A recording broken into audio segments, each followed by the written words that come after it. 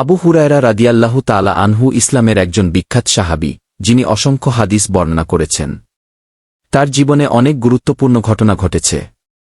একটি ঘটনা হল, একবার আবু হুরায়রা রাদিয়াল্লাহু তাআলা আনহু প্রচণ্ড ক্ষুধার্ত ছিলেন। রাসূলুল্লাহ সাল্লাল্লাহু আলাইহি ওয়াসাল্লামের মসজিদের বাইরে তিনি নিজেকে রাখলেন, আশায় ছিলেন যে কেউ তাকে কিছু খেতে দেবে। এ সময় আবু বকর রাদিয়াল্লাহু তাআলা আনহু পাশ দিয়ে যাচ্ছিলেন, কিন্তু তিনি তা লক্ষ্য করেননি। এরপর উমর রাদিয়াল্লাহু তাআলা আনহু আসলেন, কিন্তু তিনিও বুঝতে পারেননি। পরে রাসূলুল্লাহ সাল্লাল্লাহু আলাইহি ওয়াসাল্লাম তাকে দেখলেন এবং বুঝতে পারলেন যে তিনি ক্ষুধার্ত।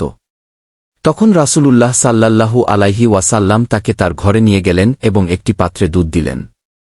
আবু হুরায়রা রাদিয়াল্লাহু তাআলা আনহু দুধ পান করার আগে রাসূলুল্লাহ সাল্লাল্লাহু আলাইহি ওয়াসাল্লাম তাকে বললেন, প্রথমে মসজিদের অন্য সাহাবীদের ডেকে আনতে। সাহাবীরা এসে দুধ পান করলেন, কিন্তু আশ্চর্যের বিষয় হল, সেই ছোট পাত্রে থাকা দুধ সবার জন্য পর্যাপ্ত ছিল। সবাই দুধ পান করার পরও দুধ অবশিষ্ট ছিল, এবং শেষে আবু হুরায়রা রাদিয়াল্লাহু তাআলা আনহু দুধ পান করেন। এই ঘটনা রাসূলুল্লাহ সাল্লাল্লাহু আলাইহি ওয়াসাল্লামের মুজিজার একটি উদাহরণ এবং সাহাবীদের প্রতি তার ভালোবাসা প্রকাশ করে।